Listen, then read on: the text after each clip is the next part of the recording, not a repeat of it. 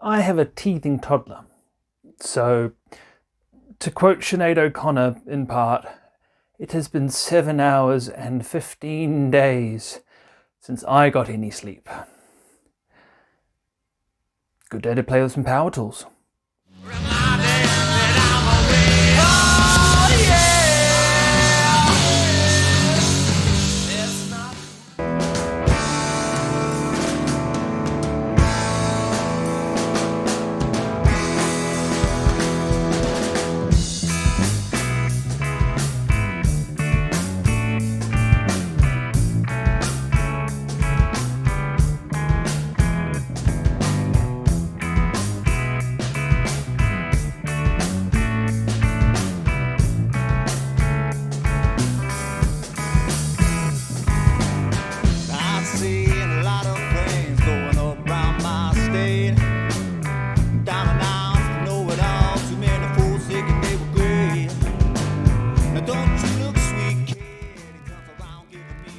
Alright, so this little Yeti is going to need another little pour across here, which I'll do later. That'll be quite simple.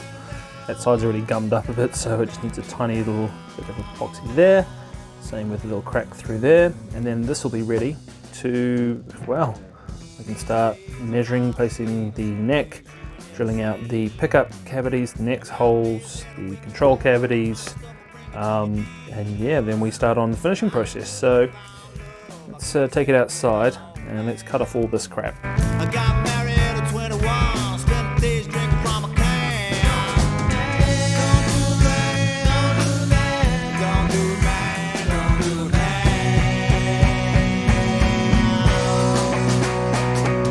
Divide and conquer, to make you find among yourselves and drop bombs. People gotta rise up, but they don't take your ball cool anymore. Divide and conquer, to make you find among yourselves and drop bombs. We all gotta rise up, but they don't take your ball cool anymore. Fool anymore. Don't let them take you on, fool anymore. I made a lot of friends growing up round my state. I made a lot more enemies, a lot to come like a piece of meat. But nowadays I can count the friends that I got on one hand. But life's trials and tribulations. Moving on, sexy stuff, maths. So before I get on to doing the measuring and the placement of everything, essentially it's not really all that difficult, right? So I've got an example neck here. I think, am I going to use this one? Yes, this one does not have a twist. This may end up even being the one I'm going to use, right? Because these Gen 1 Yetis have, I go with maple and rosewood on them. I'll probably do inbuilt later on. So the general process is you figure out roughly where it's going to go. You should know, and if not, you can just measure the scale length of the guitar. Now, the scale length of the guitar is basically from the bridge to the nut, how long is each string. The way to calculate that, because you're trying to place the bridge, is to take the distance from the nut, not sure if that's in shot, from the nut to the 12th fret and double it. So this one is, it's probably going to be 27, I'll double check anyway. So this one is, yeah, that is 12 3/4 inch. They're usually done in inches, doesn't have to be, so 324.5 millimeters, something like that. I think this has definitely been done in inches though, so we'll go by inches. So 12 3/4 double would be 26.5, I think. Again, I am so tired. I'll double check that with a calculator. I'm not measuring anything out today, but that's the general idea of how it works. That will tell you where the saddles of your bridge needs to sit, so the actual point where the string leaves the bridge and becomes the string, whatever. So that may end up being somewhere around here. Once you've got that sorted out, you then need to be able to mark out and know, before you even buy your bridge actually, is you need to understand the string spacing. And essentially the simplest way to do that, without trying to get too complicated about what was actually on the guitar, and this applies to most woodworking, is you are always better off measuring, cutting and fitting to the actual shape of something rather than trying to rely on the maths. You could get 2 bits of wood which are 12 mil exactly, glue them together and then try to fit them into a gap that's 24 mil wide, and lo and behold it doesn't quite fit. Right? It's just not quite snug, so we do it ourselves. And the way you do that, no, can't find my ruler anyway, is you would essentially get that all in place, and then you just basically mark using straight edge that runs down the side of the neck of the guitar. All right, and you would draw lines on both sides, and then you basically measure the gap across, and that'll tell you essentially the string spacing. You take off a mil, either side, figuring out the depth of how low into the guitar the neck needs to sit is again done by subtracting the height of the bridge and the frets plus a few mil for the actual strings to have room to vibrate, taken away from the bridge saddle height, which the saddle height should be adjustable if you've got a decent enough bridge. If you've got a static one, good luck. But most bridges you can in some way adjust the height of them. If it's a tune-o-matic, it's, you know, the whole thing goes up and down. So yeah, but before we get on to actually doing all that sexy stuff, which I'm sure you're all dying to watch, the first thing we need to do is actually just level plane this to a degree, right? Because there is a slight cupping to the piece coming up this way. So I'm on my lunch break. Weather has not been good, but it is clear enough now. Hasn't rained all day. So I'm going to pop out there now in my shattered fatigue state with a power planer. And we're just going to level this down, shave a few mil off the sides.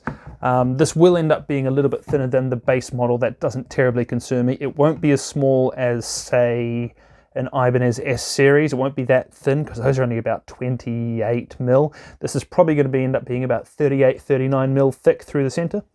Because what I don't want to do is I do not want to measure where this is all going to go, cut it, and then go, whoopsie daisy, I've got a rounded surface, or I haven't got an even surface, or a twist in here or something, and that will then affect when I'm then planing and sanding for real exactly how everything's going to fit later. So that's enough of that sexy talk. Let's get out there and cut something. Drops, I lose my head. She takes my hand, and all the hurt I got is closer than ever. I'm losing my cool. She said, shut up and kiss me. Come here, you fool. Just love, be cool.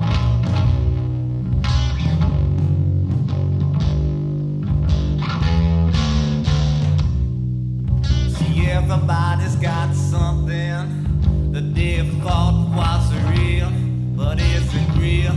Or is it make-believe? I just don't know.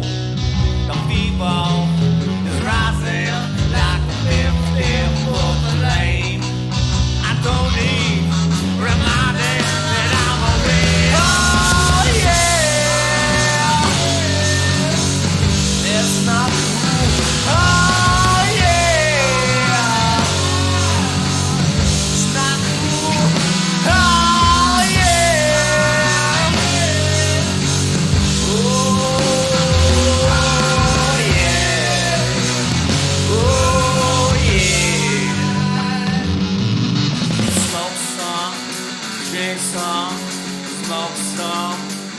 Before I even pick the style that I want to do for my bridge, I need to first figure out the string spacing. Now, I don't exactly trust what was said to me on eBay about this neck, so I'm just going to measure it up for myself. So the first thing I've done is I have essentially set a rough outline of where I think it would go in terms of its playability. So I don't do huge scorching, screeching solos. I don't need a massive cutaway, and Yetis don't have them anyway, so this is basically much more of a blues machine. I'm unlikely to go past 12th fret with a bar. That being said, I've given myself up to the 15th fret to still be able to fit in a bar if I need to, and I can still quite comfortably reach about the 19th fret without too many issues, so that'll be fine. I don't really go up to the 19th fret anyway. So yeah, that placement's pretty much good. The alignment it's only a rough guide at the moment, but I've got one of these little babies, which is pretty handy. So if I push that back up against the nut, make sure that it's running through the center, which I will actually just confirm that those inlays are in the center.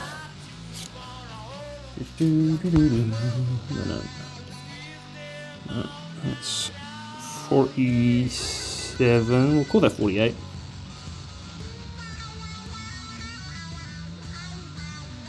Yeah, see, that ain't center. That's close to this side. Yeah. Yep. How does that work? How can that be 47? Halfway would be there. Yeah, I mean, you can visually see some of these inlays aren't perfectly in a straight line, but you get a good enough sense of it. I suppose as long as you're going down the center of the neck, which that basically is, right? If that's 50 mil, that's 24.7, right? So it's as close as it realistically needs to be. I could move it by just a fraction. Okay, there we go. From that, I get some idea of exactly what it thinks the center of the guitar line is going to be. So I'd want to adjust that so that I haven't pivoted this off in the wrong direction. So fitting to roughly about there. I'm just double checking. And yep, that looks like it wants to go pretty much straight down the middle here. Now I could measure that up with the guitar, right? But I can't really be asked. Plus this won't exactly be the absolute final shape, but you know, you get a sense of it. Let's have a look. Alright, so I've confused myself for a second, but I'm back on track. So this is 63 mil. The string spacing then should be 53 mil. That's what it is in there. So it is 5 mil in off the outside edge, which means that that would work, but I'm not entirely sure that that's what I want to use. It doesn't hugely matter, because if I was to use this tremolo arm back there or something like that, which has already got a fairly acceptable spacing, it doesn't matter if those come in and taper out a bit. It's fine. They do that. That's fine, because it's about what happens with the bridge. Yeah. Actually, just thinking about it, if that was there, I'm not quite sure where I'm going to fit my control. Oh, well, I am also forgetting about the height on this thing, aren't I? Because that wouldn't sit that low.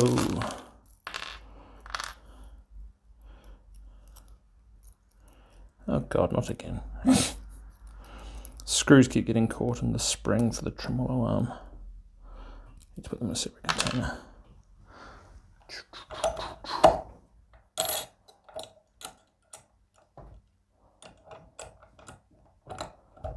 Alright.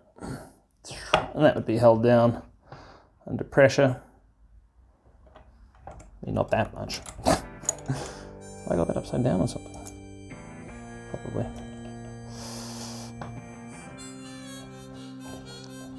So under pressure, that'd be down like that. Anyway, so that would be fine. Yeah, so I haven't really decided yet. In any case, because I have a couple of necks, 2 necks of this size, I'm going to go ahead and order 2 Tunimatics with 53 mil string spacing. I think it's 52 or 52.5 or something. If it's 1 mil, it's fine. The spacing on them sort of moves in bands. And you can buy ones which laterally adjust anyway. So I'll go sort that out. So now that we know that, we know pretty much where we can place our pickup.